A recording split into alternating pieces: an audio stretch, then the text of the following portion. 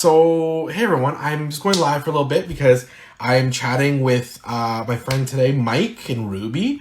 I met them as fans of Kim's Convenience. They've been so supportive of my career on the show. But recently they shared that they are expecting a little one. So I just thought it would be a fun time to kind of sit down with them and chat about parenthood and things I've learned over the years. So I'm going to throw them into the mix now.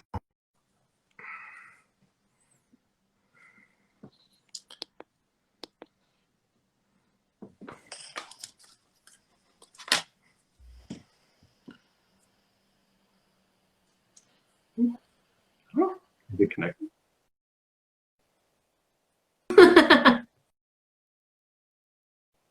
There? Yeah, we are. Oh no. It's this again. The wall? Is it pointed to the wall? Oh, yeah, there Oh, we go. Hey, Maddie, Wait. can you speak Vietnamese? Yes, I can speak Vietnamese. I was breaking some of that out last night. I know some people were like wilding out on that one. Hey There guys, we go. how you doing? So Hi. sorry about that. technology. Yeah. Was it just pointed the other way?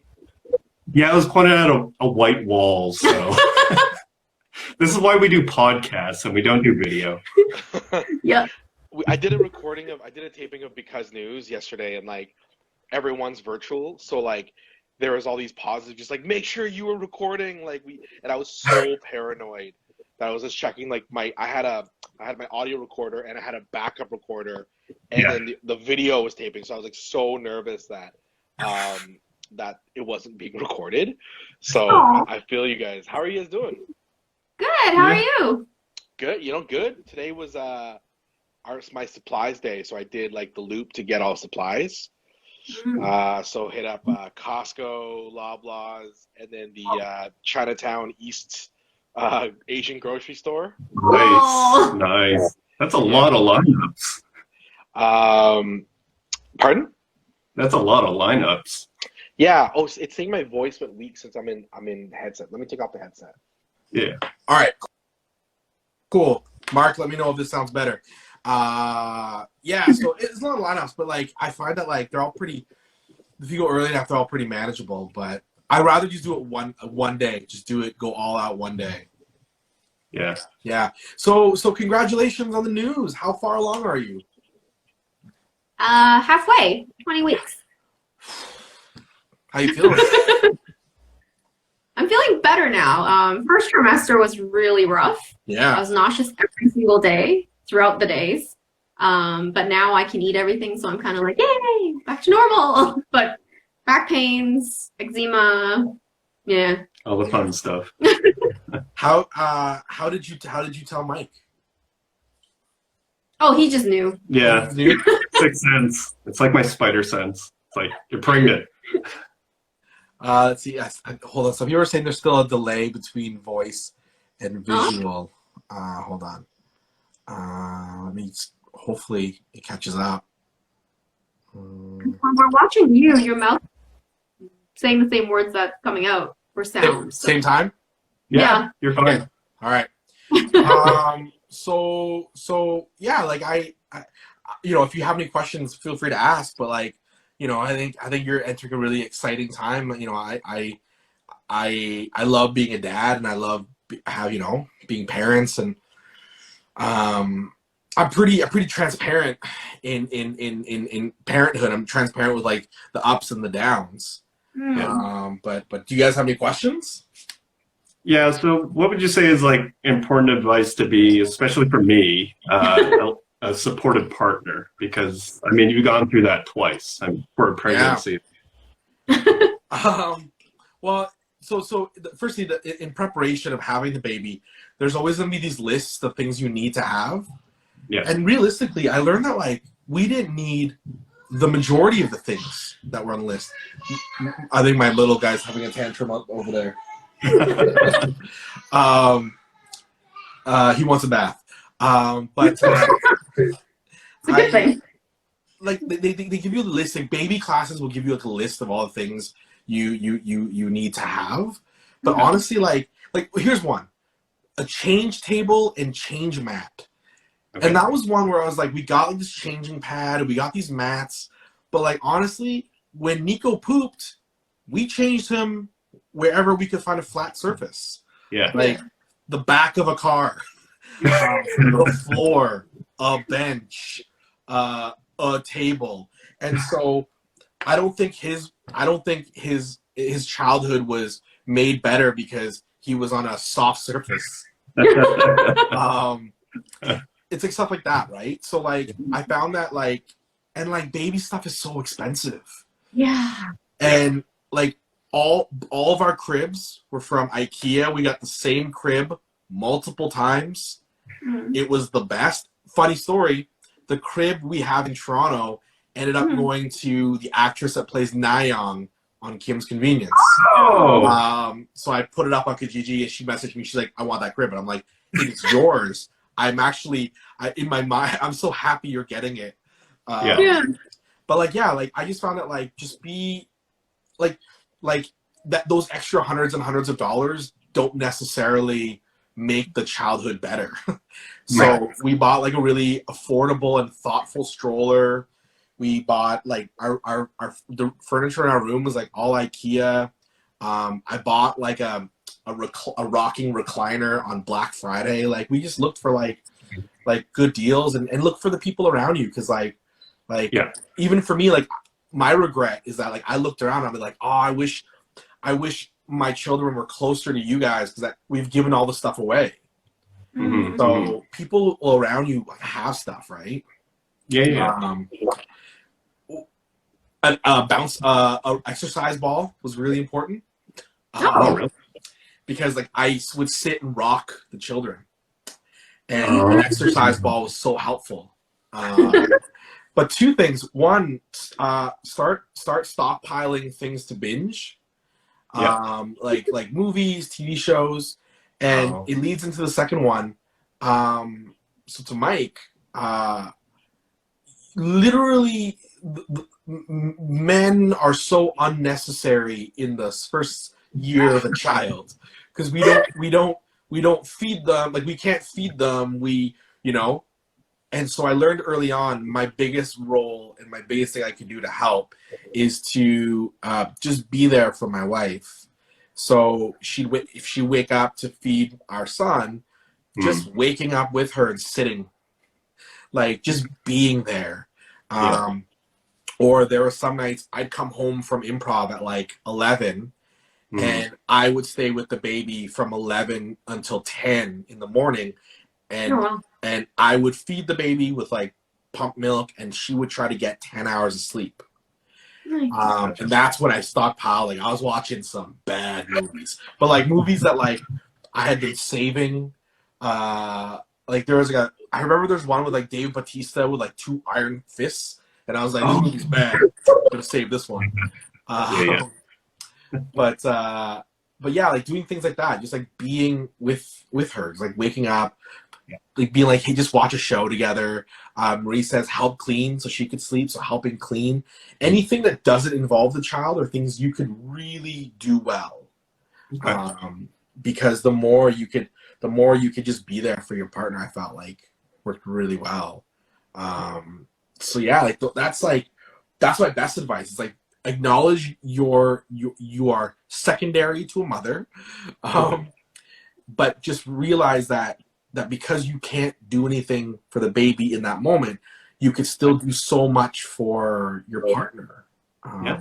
Yeah, that's awesome. Yeah.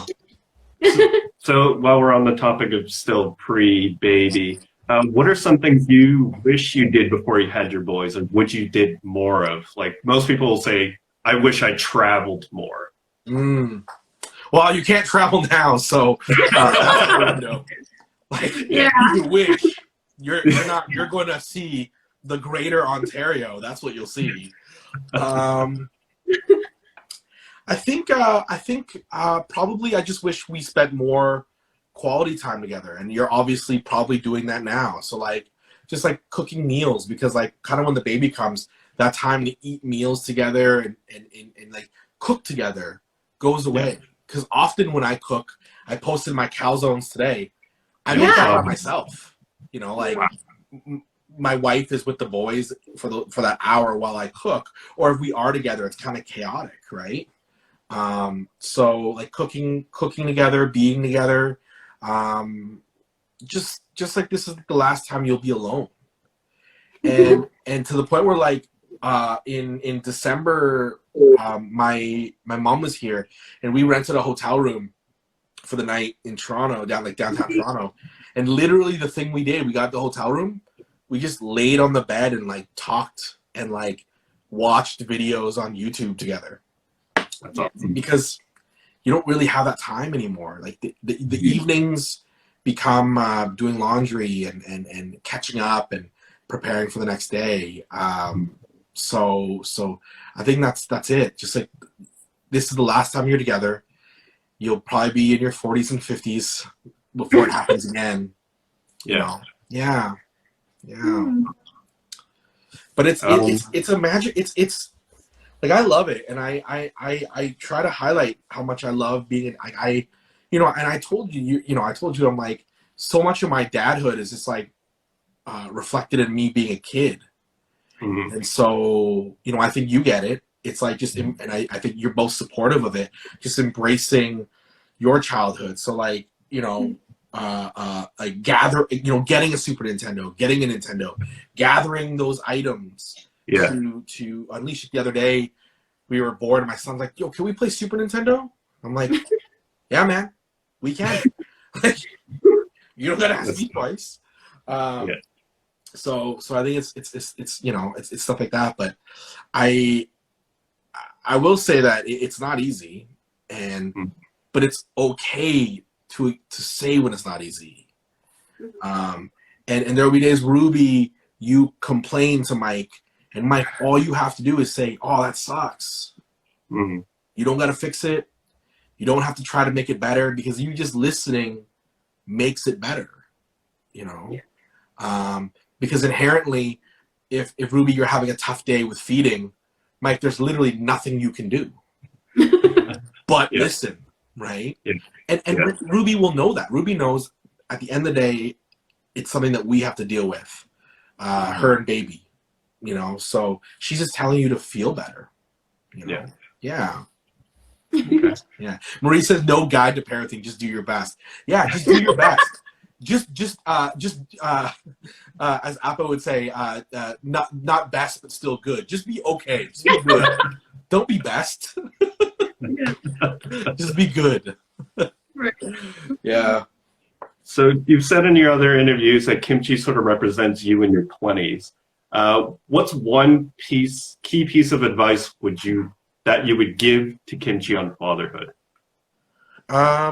Well, if I give advice to kimchi on fatherhood, it'll be weird. Like, firstly, kimchi as a father will be interesting because he didn't have a dad. Like, that's true. Like if that ever was explored in the show, kimchi would just constantly be like, "I did not have a father," That's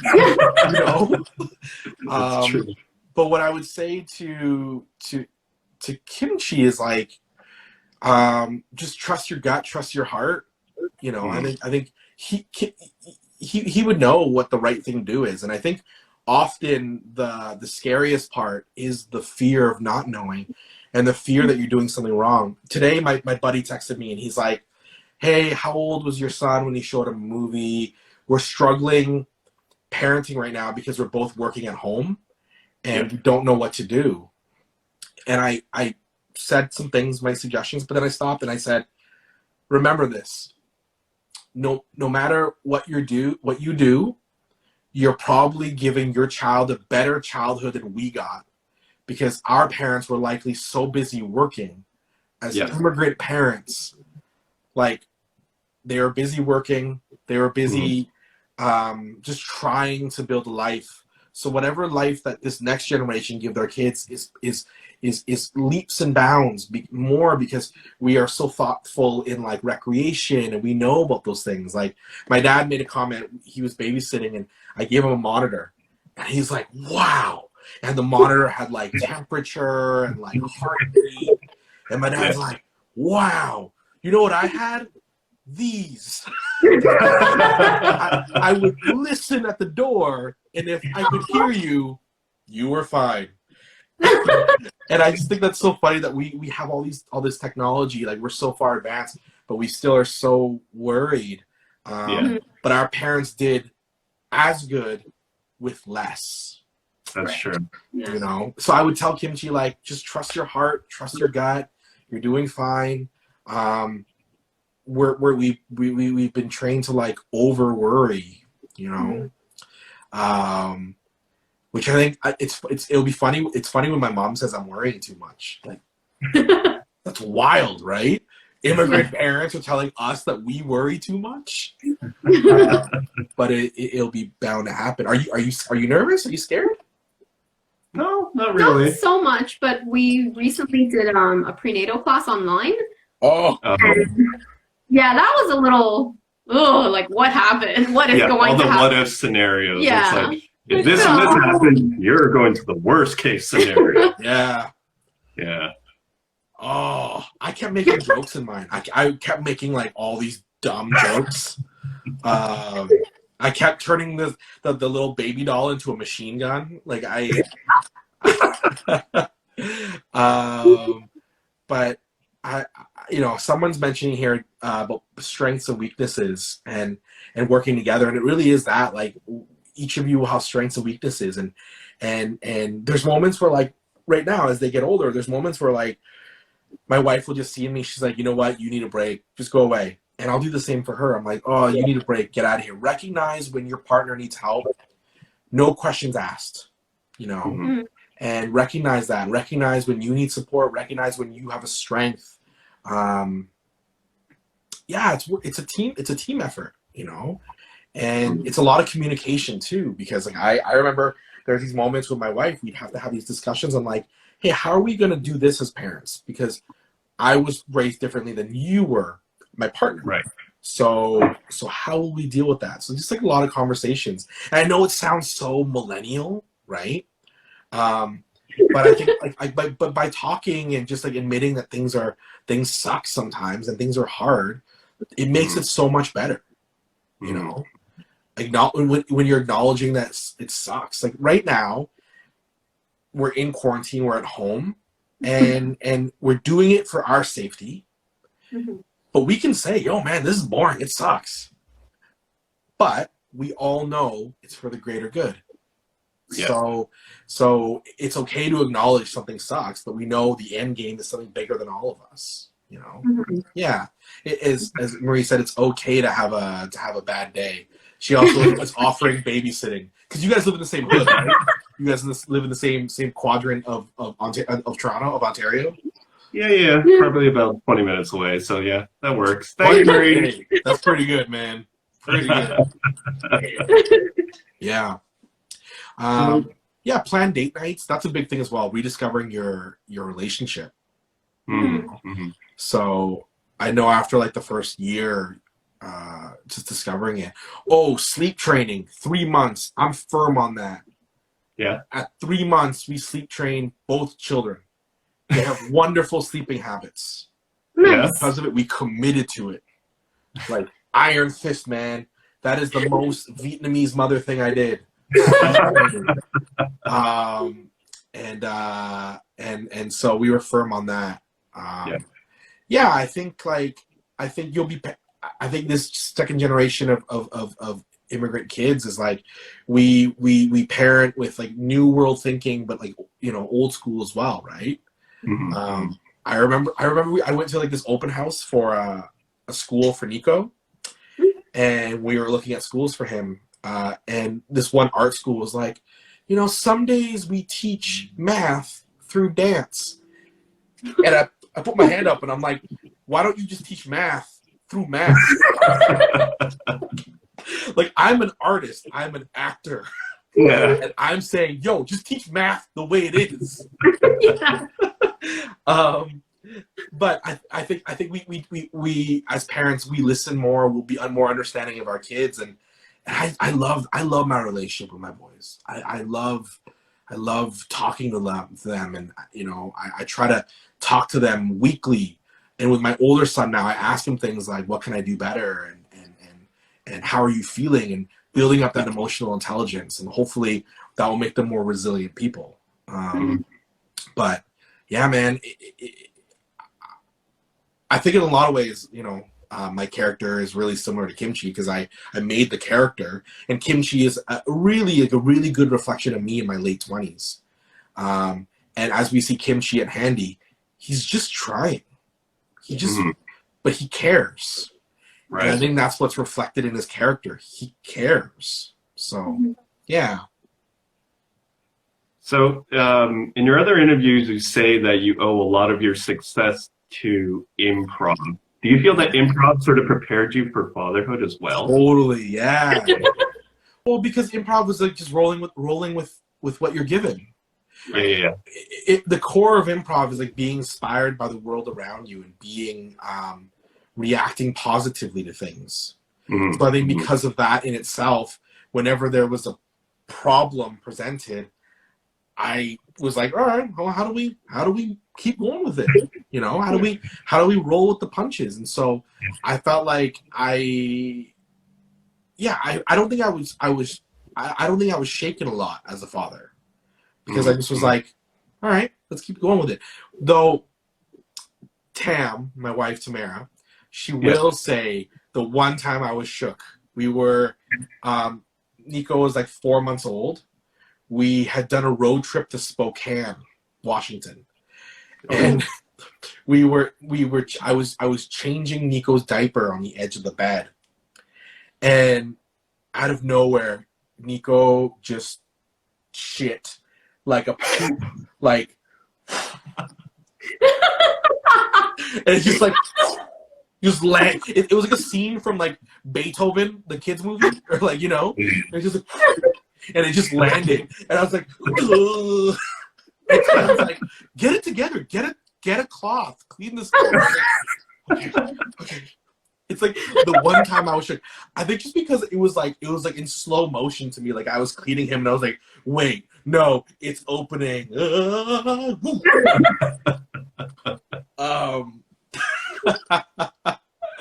So yeah. Everyone's gonna poop story. Yeah, just roll with it, man. Like kids poop, they throw up, they do things. But I think Kathy says our record's 4 feet. Oh, wow. Yeah, 4 feet, the length of an Asian grandmother. So yeah, like, you know, just roll with it. Yeah, so improv really helped me. And the really cool thing was with Nico, when I first had Nico, his first 2 or 3 years, I was doing like a weekly improv show that was just my show. It was me and my improv partner Renee, and I'm actually going to release some of those clips because I have like all the shows taped. But every week I would bring any like moments or like struggles I had to the stage, and we would do it there.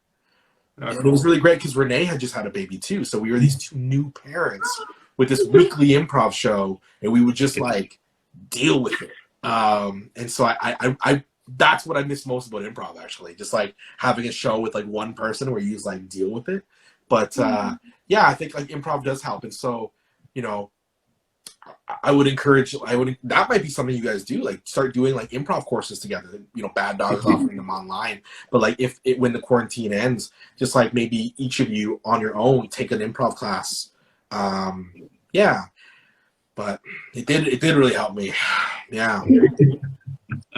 That's awesome. That's Oh, awesome. my friend Grace just popped in and said, "Oh, past your bedtime." And Grace was my wonderful one of my techs. Grace Liu was one of my techs for the show, and she was such a huge part. And Grace, I'm gonna start sharing some of the shows. I'm really excited to do so. Yeah. Awesome. Yeah. Oh, thanks for the advice about gums and flossing. I do that. You know, I was really set. We were really firm on routine. Like their bedtimes are still pretty consistent. Like, just this year we moved it later, half an hour, as they're getting older. But it used to always be 7 and 7:30. like consistently, and now it's 7:30, 7:45. But one thing we did was for my first son, not my second son, was we would play the same lullaby music at 7. So in his head, it triggered this is sleep time. Yeah. So I don't know. It worked a lot with my first son. It didn't work with my second son. So I think it's like a trial and error, right? Yeah. Chi Hung's asking if I'm gonna try for a third. Hell no, I'm not trying for a third. I can't let them outnumber me, right? I can't go from 1-on-1 to a zone defense. Yeah. I mean, so that kind of leads to my next question, because you're so busy with Kim's and recording other shows and your improv shows. Where do you find that work life or work at home balance? When do you stop being Andrew Phung, 2-time CSA award winner, and then you go home being Andrew Phung the dad? Yeah, I think I try when I work in my office, you know, I got the office here. Whoa, whoa. When I work in the office, I work. When I'm shooting the show, I shoot the show. But when I'm home, I'm home. When I'm downstairs, when I'm outside, I'm with them. And I know it's really simple to say, but it is hard as a separation, and we got to commit to it. So the first 2 seasons of Kim's, I filmed those away from my family. So when I was in Toronto, I was working. Yeah. And when I'd fly home, 3 days, 4 days with the family. And then now that we're all together, when I'm in my office, I'm working. When I'm downstairs, I'm with my family. I'm up front with my wife, so it's not vague. I'll be like, you know what, today I need to work in the office from like 9 to 5. Or I'll say to them, I'll be like, hey, I'm with you guys in the morning. I'm here in the morning, but at 1 o'clock, I got to go learn lines, or I got to go have a rehearsal. Same thing like show schedule. So with your job, I think it's just being upfront of just like, this is when it is. And obviously you have to be flexible with it. But I think the more you can communicate and the more you can create that work-life balance, the better. So yeah, like I literally minutes before I came upstairs, I was downstairs, and I was in jail. I got put in jail because I was making bad coffee. And so, but then it was like 5:02, my alarm went off, and I'm like, hey guys, I gotta go upstairs. I got a little work phone call to do, and they're like, cool, you know. So yeah, you just gotta be firm. But everything is really communicating, and being a parent and being a husband, being a partner has made me a better communicator. And at the core is just telling your partner how you feel and what you're doing, and to not like, I don't know, like just to be honest, but not rude about it. Yeah. Just saying like, hey, this is how I feel, this is what's going on. And like my communication with my wife is so much better now because we are willing to say to each other like, hey, like this is something bothering me, or this is something I need to do, you know. But as I get asked a lot, like, you know, about career stuff, and it is difficult sometimes, you know, to try to chase things, but then have limited time to do so. So just do what's really important to you. So to me, my career, elements of my career are really important, and my family. I know that always. Yeah. Do you guys have family in the city with you? Yeah. Yeah. Yeah. My mom actually lives with them. Oh, that's great. Yeah. I don't know. She drives me bonkers half the time because I feel like I'm the parent, and I'm always wondering why she doesn't like do the dishes after she has breakfast, or like why she doesn't clean her room, or why she doesn't clean her own bathroom. And I'm like, why am I the mom? Now you know how she. It's a game. It's a game. She's still parenting.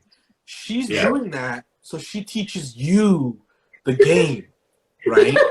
Asian mothers are always 9 steps ahead. Okay, they work with the publisher to make the game. Okay. But yeah, I think like I wonder, like, we talk about, you know, Mike, you know, we see a lot of these articles about redefining Asian masculinity. Yeah. But I'm always perplexed by it because I don't know what's being redefined about it. If anything, I think right now we're at this really cool time of redefining parenting, you know, and redefining parents. Because I looked at a picture of my dad recently, and I was like, my dad is the same age as me now in that photo. And I thought he was old as hell in that, you know, like, Yeah. And so I feel like as young as ever because of my kids. And so I think we're redefining parents as like we're not as old as we perceived our parents to be, you know. Right. And we can be young, and you know, as you'll have a podcast as a dad, right? And you'll be doing creative things, and you'll go out and see arts, and you'll go to fan expos, and you'll nerd out, and so I think that's a really cool thing right now. We are redefining second generation parenting, and I love that. Yeah, yeah. Okay, just some far out questions here. Yeah. So if you had a DeLorean and you traveled at 141 kilometers an hour, because we're not saying, because we change that to metric. Is that what it is? Yeah, 141.622 to be exact. Anyway, what is one moment you wish you could go back and re-experience in the lives of your kids?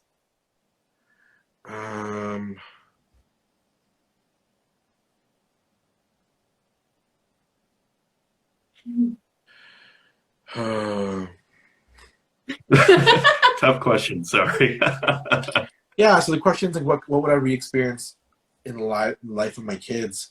With my older son, I would re-experience.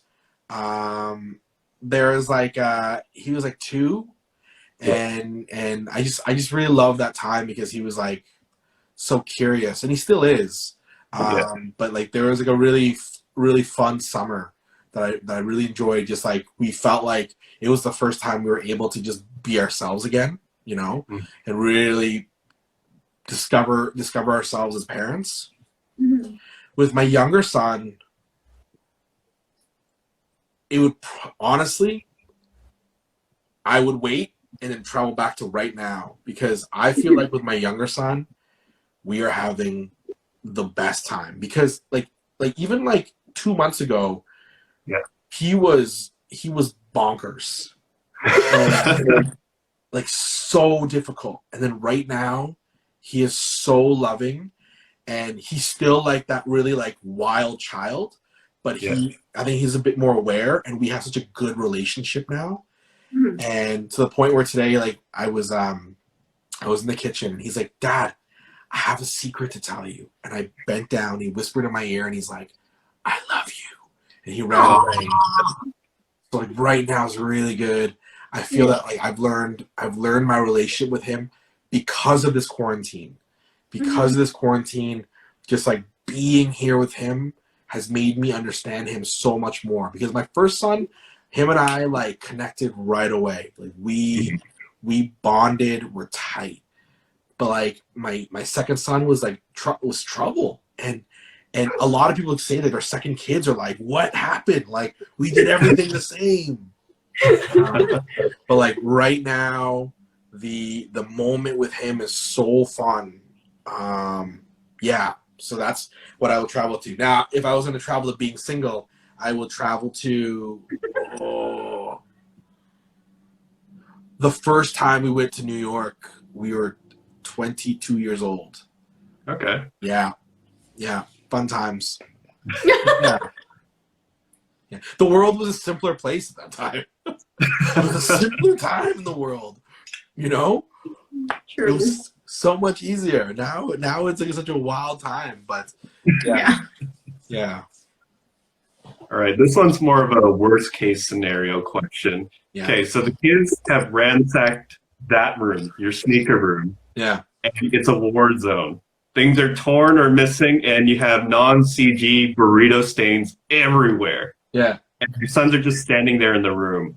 What's the first thing that you do?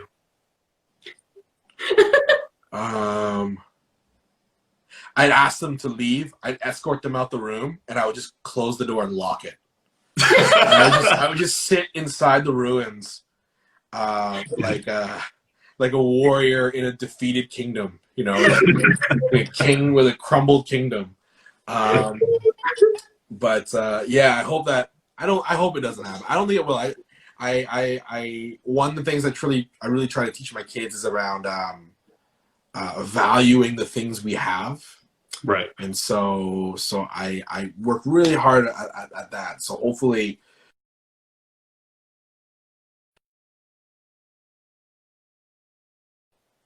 I set a limit on Instagram.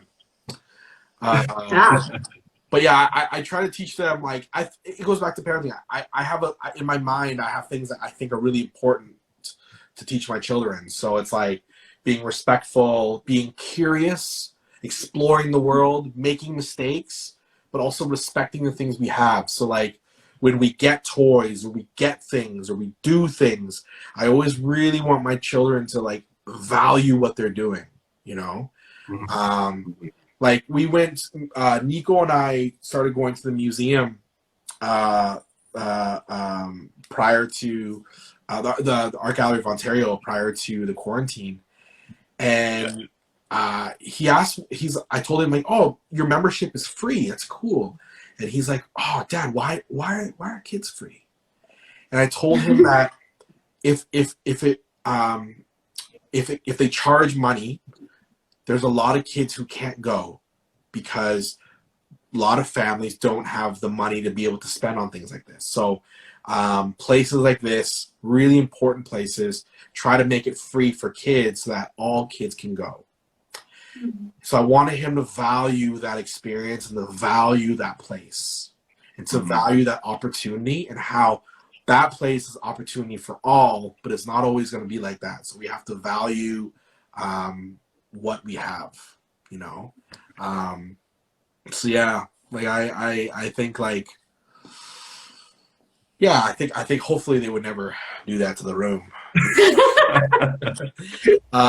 Hey guys, I got time for probably one more. I gotta bounce, but yeah, one more. Actually, you've covered all the big questions. I don't want to take up any more of your time, but like I just want to say thanks because dude, I don't obviously I don't represent all the fans, but thank you for being so open to us and available to us fans. Because without you and Paul to do these events, especially your Bad Dog event, we'd never had the chance to thank you guys and meet all these wonderful people as well. Like we've all become like a second family because of it. So like Ruby and I, like we've been so blessed to like get to know you guys over the years. It's been a blessing both ways, and I try to maintain like a thoughtful distance from the public, but I also recognize how much the audience connects to our characters. But I'm very appreciative of people that are supportive about the show and who've been there, and more so how this group of Kimbits and you guys and Colin and Marie and Miss Maud and is it Robert? Robert? Robert? Is he the locations guy? Who's the locations guy? Oh, Chris. How you guys have just been there since, and Lisa and you know, Mama Kimbit, you guys have just been there since day one. So we value that. And we've been doing this really cool thing. So if you're watching right now, Paul and I on Tuesdays are doing a private Zoom, 20-ish people. We did one on Tuesday. It was awesome. What we're going to do is we're going to open up a Google form. I thought like you after doing it the first time, I was like, there's gotta be a smarter way. It was like ridiculous how many messages we were getting. So I'm like, I'm gonna create a Google form. You fill out the Google form. We're gonna work our way through the list, 20 a week. And we do a private Zoom. We answer your questions. We have a special guest every week. So last week, Michael Musi, Terrence rolled in, putzed his way through Zoom which was hilarious. Got a big special guest this week. Big guest.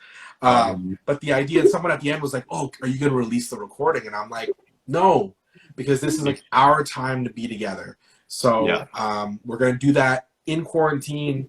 I'll release the Google Doc maybe this weekend, but get on it. But when I saw that you guys were having a kid, I felt like not even as kimchi, just as Andrew, your friend, was like, I got to chat with these guys. I got to tell them they can reach me anytime, any questions, sleep training, questions about cribs, all that, all those things. All right. But yeah, it's a really special time, and I think you're gonna love it. You guys are gonna be great parents. Oh, thank you. Yeah. So I gotta peace out. I gotta give it back. But it was so good seeing you guys, and I'll see you guys soon. Yeah. All right. Thank you again. Bye.